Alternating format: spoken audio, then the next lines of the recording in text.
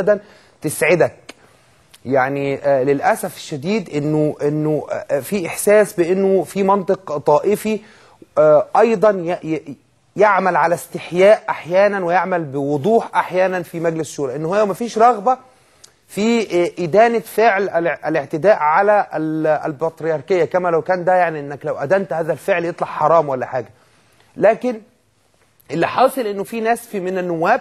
بيقسموا التهم، يعني يقول لك اصل في تطرف من هنا وفي تطرف من هنا، او في تشدد من هنا وفي تشدد من هنا، قطعا في تطرف من هنا وفي تطرف من هنا، قطعا في تشدد من هنا وفي تشدد من هنا، لكن بالتاكيد ايا كان حجم التطرف، شكله بقى مجتمعي، شكله فقر،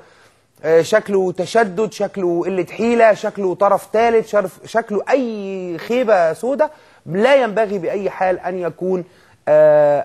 يتطور إلى الاعتداء على الكاتدرائية بنفسها. وأعتقد عشان ما حدش يزايد علينا في أي حاجة إنه ناس كتير يعني على رأسهم أنا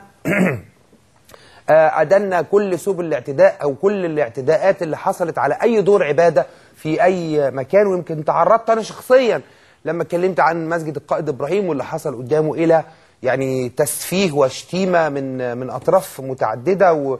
ويعني واتهامات بحاجات كتيرة بس يعني كلمة الحق غالبة.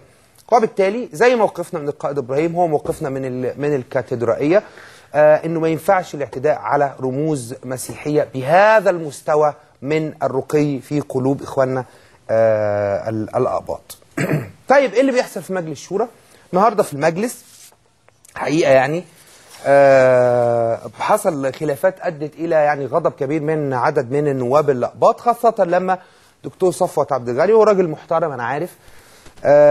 لكن كان في إصرار على أن يكون في توزيع للاتهامات، يعني عشان يعني